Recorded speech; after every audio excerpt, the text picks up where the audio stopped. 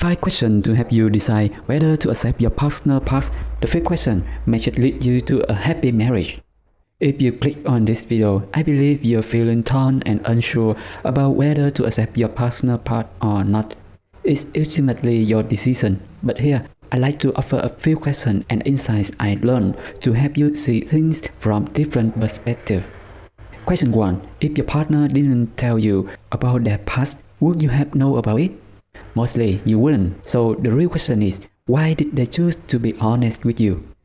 I believe it's because they value honesty, which is essential in any relationship. It also shows that they respect you and want you to have the freedom to decide whether to stay or leave. This is something to consider before judging them. Question 2. Are you afraid that their past may mean they won't be faithful to you? If so, maybe it's because you see them as someone who's easy. But that's a rushed conclusion. There are many reasons why someone may have shared a deep connection with another person in the past. For instance, they may have genuinely loved that person and thought they married them, but only faced betrayal or irreconcilable conflict. They may have been coerced or misled into something. Among these, the only reason to worry is if being unfaithful is part of their character. For another reason, what they need is your understanding and love, not fear or suspicion. Question 3. Do you feel like you've lost something or are at a disadvantage compared to their ex? If so, think about it this way. Before they were with you, you weren't taking care of them or responsible for them. So their past doesn't violate the loyalty they owe you. What truly matters is how both of you live in the present and future. With the right approach, their past won't determine your happiness. Question 4. Do you wish that whoever you marry will always belong to you, never thinking of anyone else? This is a beautiful dream, but based on what I've learned about karma and reincarnation in Buddhism, perfect loyalty may be unrealistic. For example, in past life, a wife may owe her life to someone who saved her. So in the next life, she may have to marry that person instead of her former husband.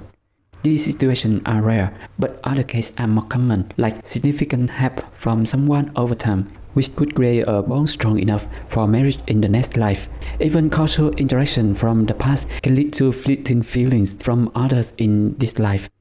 This doesn't mean that they'll act on it, but it shows why perfect loyalty is hard for everyone, not just your partner, but also you and me. That's why the next question is crucial. Question number 5. Do you believe love alone is enough to guarantee a happy marriage? If so, consider this perspective. What truly determines happiness is the character and ethics of both partners. When we develop strong ethics, we can separate out our selfish desires from genuine love. Without it, we may think we are acting out of love, but are actually driven by personal gain.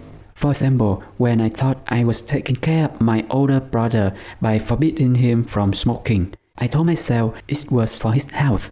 But later, I realized I was just worried that his smoking led to illness, which would make it harder for me to take care of him, not truly for his benefit.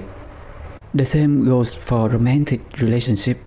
Both partners need to overcome selfishness, which requires strong ethics. Developing this takes efforts, but once you both have it, mutual respect and trust will become naturally. Trust and respect are the foundation of true happiness. Lastly, I used to think ethics means just following the law, but that's a shallow view. To truly understand ethics, you need to study it in depth. I recommend exploring books and resources on moral psychology to deepen your understanding. Thank you for watching this video. Don't forget to like, share, and subscribe to help spread possibility.